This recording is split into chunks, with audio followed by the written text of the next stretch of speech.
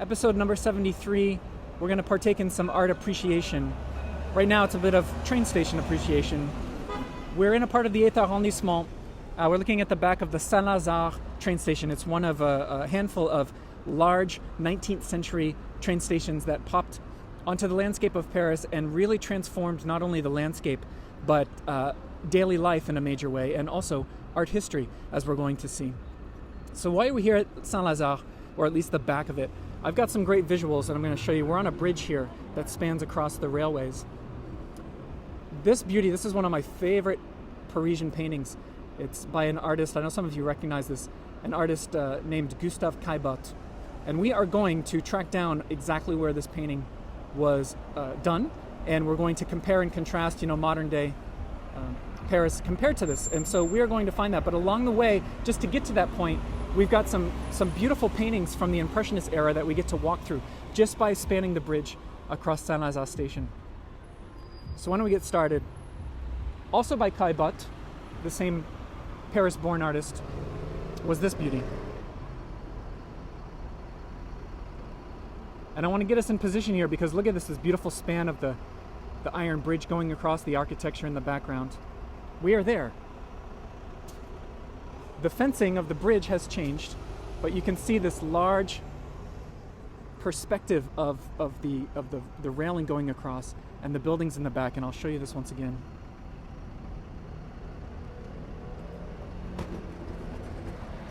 This is a painting by Caillebotte called the Pont de l'Europe, or the Bridge of Europe, and that is the bridge that we are currently on.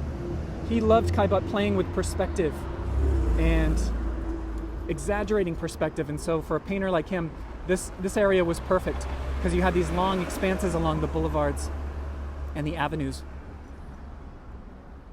What we see here is a classic flaneur on the left-hand side, this sort of wealthy member of the bourgeoisie, a couple of them, and you can see a gentleman here walking with this lady enjoying the streets, and perhaps he just met her and is greeting her. The idea of being a flaneur, of course, was this idea that really came into its own in the 19th century, and it was wandering about town with no particular goal, just to be entertained and inspired by the atmosphere of daily Parisian life. There's a theme in this painting by Caillebotte of the mixing of social classes here at the train stations. You have on the left the very well-to-do couple, and then this sort of working class gent or bohemian artsy type guy.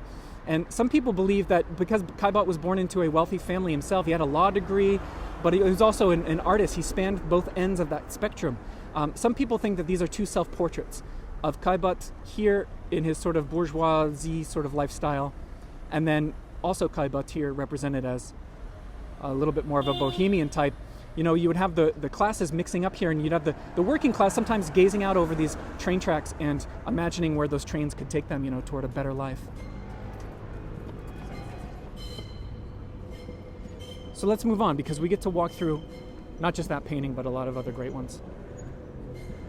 Caillebotte, this painter, Gustave Caillebotte, was a great member of the Impressionists, more or less, but also a very good friend to the Impressionists, and he helped support them and take care of them. He bought them art supplies.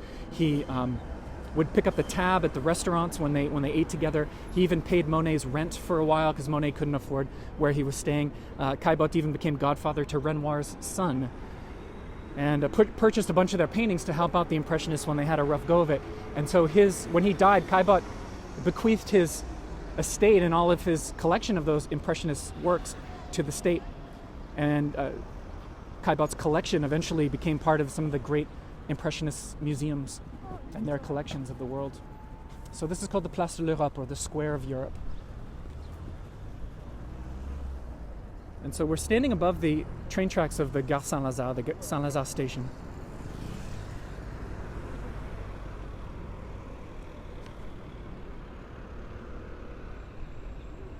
This is a part of the 8th arrondissement that used to be right on the edge of town.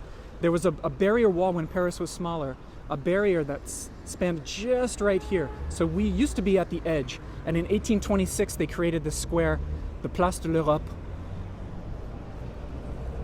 with 6 avenues converging into it, and then the Saint-Lazare station, right here.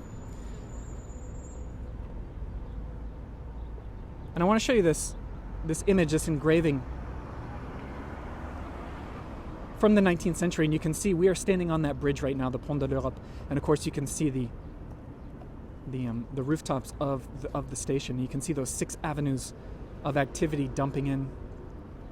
Now because of that, this was, on the edge of town, and they had a train station out here, and so it was almost sort of acted as a port, this neighborhood, called the Quartier d'Europe.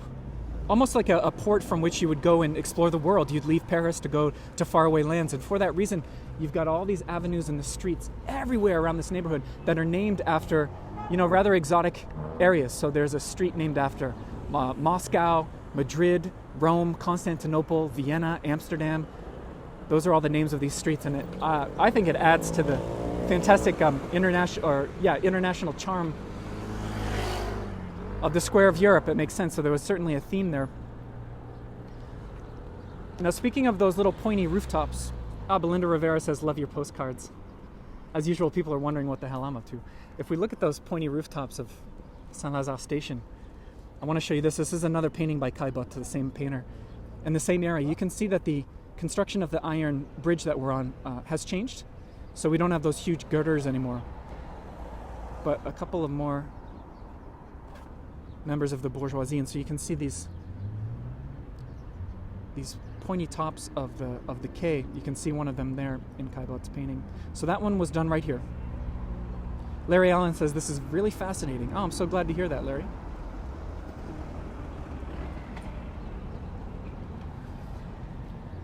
What's also fantastic is, if you're not as familiar with Caillebotte, certainly you've heard of a guy called Claude Monet, one of the granddaddies of Impressionism. He painted this station several times.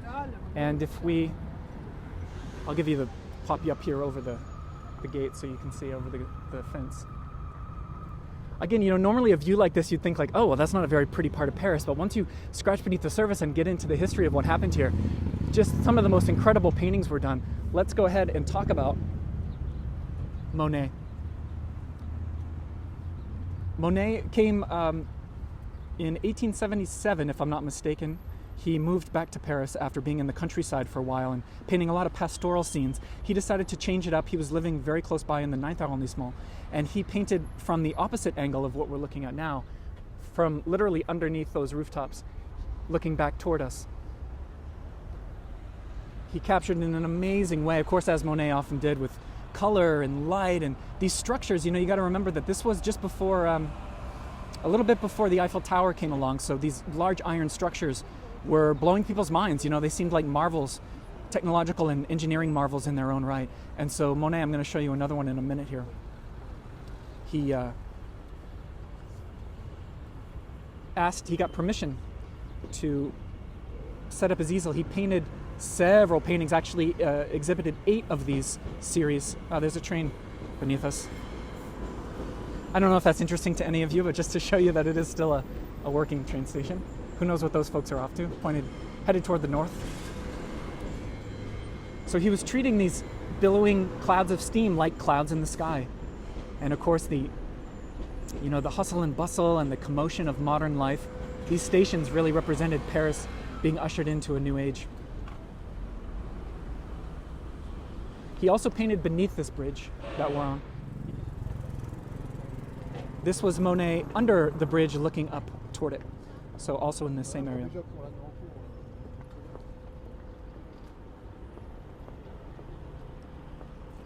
With that classic architecture there. Just, oof. Good stuff.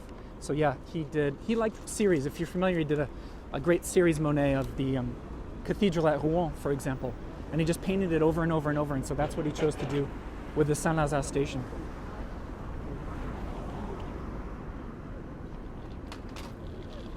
All right, we got the signal. We can move from Monet to Manet with this next stop. Let me give you the pan. I don't have like a wide angle lens or anything. This just looks like a wide angle lens, but it's not. It's just such a vast open area, which Paris was creating. So many of these Haussmann really came through, and Baron Haussmann, and redid this whole area. So this architecture dates back generally to that period.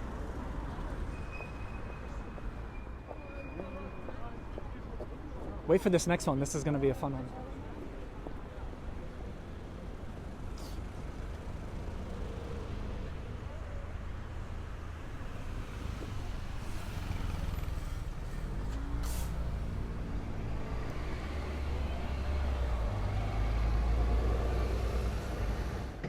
Okay, so those buildings kind of look like all the others, but one of them is very special. So we're moving again from Monet to Manet. Manet is famous for using the same female model for many of his paintings. He reused her for several of his masterpieces that we know today, including this one. It's considered one of the very first Impressionist paintings, although Manet didn't really identify as an Impressionist. He certainly knew them all. But this lady, her name was Victorine Meurent, and she was very famously and very scandalously, controversially naked in this image. I know a lot of you are familiar with that. It's called the Luncheon on the Grass. But that same model, Victorine, Manet set her up. Can you see right here? Let's see, hold on. Let me get this right. 1, 2, 3, 4. The fourth building underneath my big fat finger there. There is at the base of it, if you can make it out, a gate, or a railing, I should say, just like this.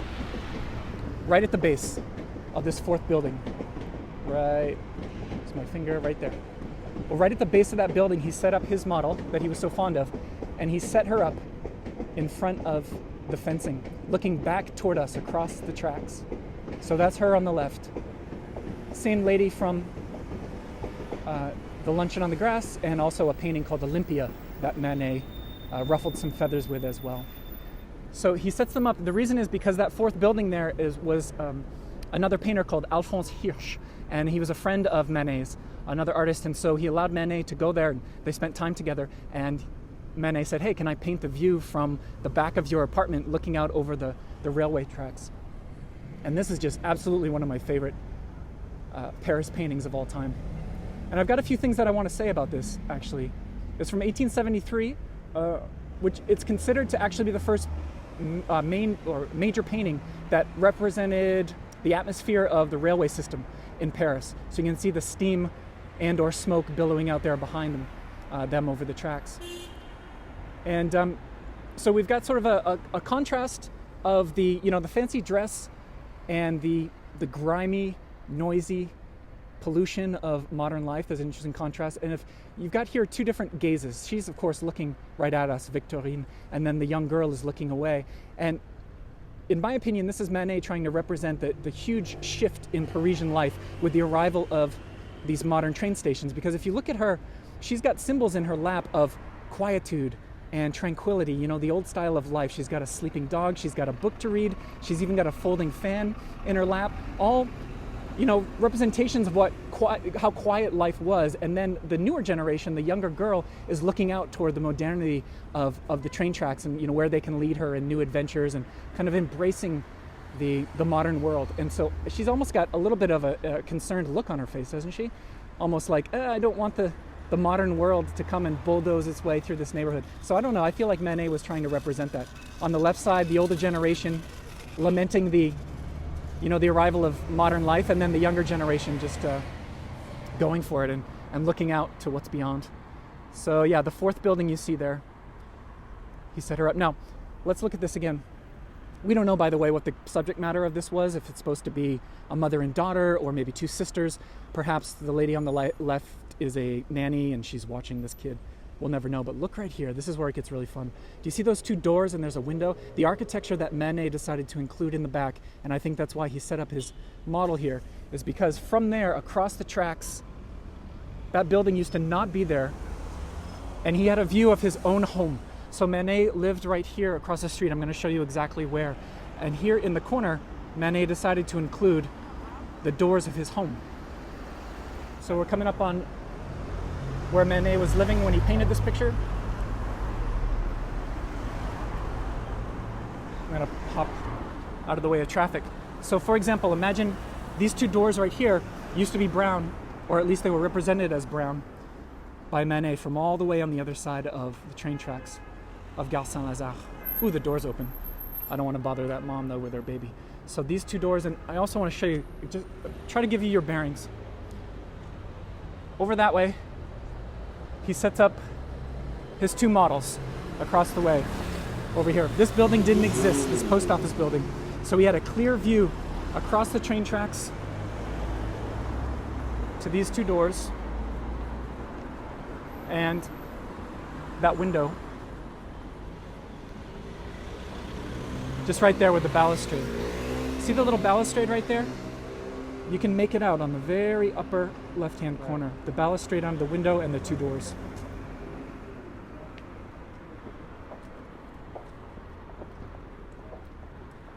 Balustrade under the window and the two doors. So that's fun. There's actually a plaque right in the center of the screen that confirms Manet lived here 1872 to 78. He lived here with his brother.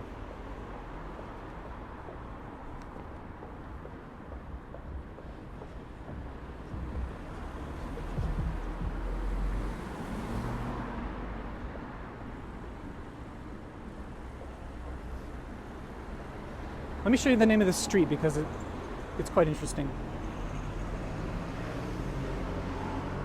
The street was created the same time as the others that created the Place de l'Europe, and of course it followed the theme of being named after major cities around the continent. So this is St. Petersburg in Russia. But what's really unique is that this was originally named St. Petersburg, but then during World War I, the name of that city itself in Russia changed. And so for a while, this street had to be changed to match the current name of the city. So this street became the street of Petrograd during the war, and then the street of Leningrad. And it just, the name of the street here in Paris always followed and synced up with however the street was named itself in real life. So I think that's kind of interesting. It was actually changed back to St. Petersburg or St. Petersburg as recently as 1991. So I think that's pretty interesting stuff. The fact that a street wouldn't be named and just stay that way. They would actually change it to reflect what was going on in the world. The name of this street is the Rue de Bern, Bern being the capital of Switzerland. So again, the street follows the same theme as being named after cities like the rest. And you know, as an artist, as a painter, sometimes the easiest subject matter is the subject matter right outside your window. And so that was the case for Manet, because as he was living over here, we can imagine, we can infer that he had a view out of one of those windows. And the reason I say that is because he painted this view 3 times. And some lovely representations of the Rue de Bern. Let me zoom in a little bit.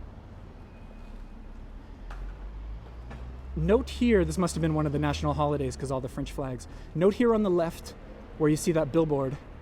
Now it's just a red brick wall. Do you see that? And that confirms, at least for me, you see the rubble on the left-hand side under the billboard? There was no building there on the left side. So it confirms for me that in Manet's day, see that? In Manet's day, this large post office building wasn't here, which is how he got the clear view for the other painting. That other painting with his famous model was called The Railway. I don't think I mentioned that. The Railway from 1876. Here's the second time that Manet painted this street. Let me zoom in a little bit again. These are the gentlemen putting in the paving stones, the cobblestones. Now, if you look on the right-hand side, there is an arched doorway, a dark arched doorway, and that is this one right here. So if I back up a couple of steps. And this is fun, maybe I'm just too much of a Paris nerd, but do you see there used to be a street lamp attached next to the door? I looked up here and I said, oh, there's no street lamp, but then, I don't know if you're gonna make this out, but to me this is really exciting. If you zoom in a little bit, can you see there's a slight variation, maybe you'll see on the YouTube high def version, a slight variation in the masonry, just right there. That must be where that street lamp used to be attached. Again, it's ridiculously random and very precise, but that's the kind of stuff that gets me going. And then one last painting of the Rue de Bern by Manet from his home is this one. Here you got to admit Manet is really tapping into the loose impressionist style. There's a car coming. And again, another national holiday. You know, impressionist style, he's loose with the brushstrokes, he's not worried about too much detail. He's got this huge, very bold swath of red covering up that entire corner. So there you go, the Rue de Bern.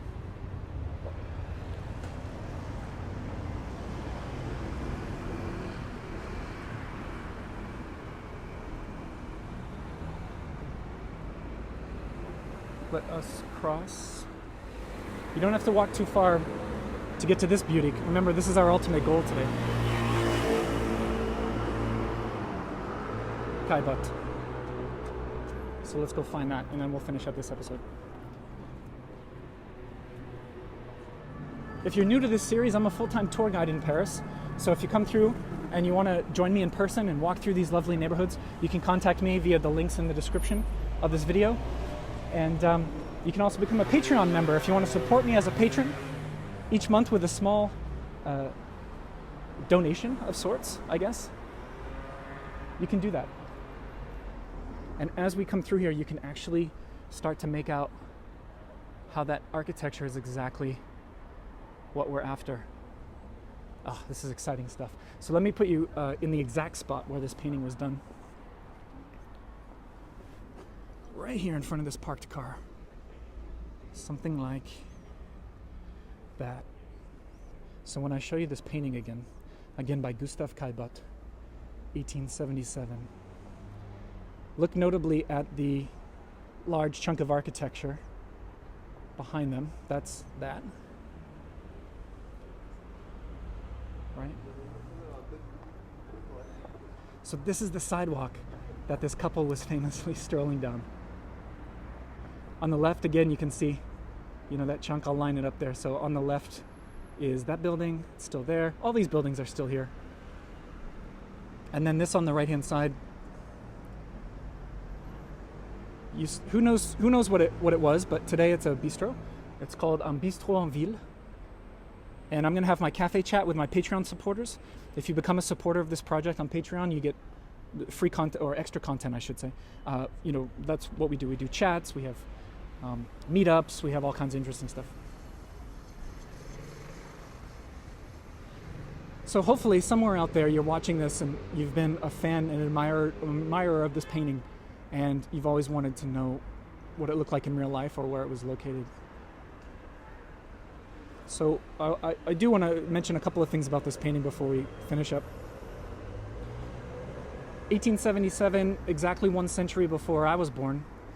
Again with the flaneur theme, this idea that really came into its own of being a passionate observer or treating the streets of Paris themselves as your entertainment. Sort of an adult playground, at least for the bourgeoisie, or the upper and middle classes. The cobblestones are gone, do you notice that? Or maybe they were covered up. So it's too bad we don't have that ambiance anymore. And then also I want to mention that here on the left-hand side there's a coach with a driver behind that umbrella.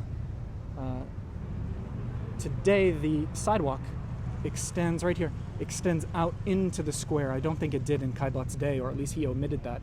And then right here in the center of your screen there's a classic Wallace fountain. So that would have been in his field of view unless it hadn't been installed there yet. But on the left-hand side, none of that exists at all. That may have been the artist's choice, or maybe it was just gone. And then, have you ever noticed this while we're on the topic? If you're a fan of this painting, if you've seen it before, look at the coach here, the carriage. There's a gentleman riding it. The front of it's gone. It's invisible, it disappeared. He painted the back of this coach, but you can see underneath the umbrella on the left-hand side. I don't know if you ever noticed. It's kind of a weird anomaly. And once you see it, you can't unsee it. So hopefully that'll be interesting to some of you. Also, I don't know if we can make it out, but you can trust me that the corner building here, right in the center, he wrote the word pharmacy. And it still is today. You can see the flashing green lights. So in the painting, if you look very close, if you zoom in on your computer, you can see the word, he painted the word pharmacy, so it was at that time and it still is today. And I love this idea of, if you live here, your local pharmacy that you pop into every few days is literally the pharmacy from this painting. I almost want to go and just stand at the door and people who are walking into the pharmacy to tell them, show them this image and say, do you realize that you are in this painting right now? By the way, what were they looking at?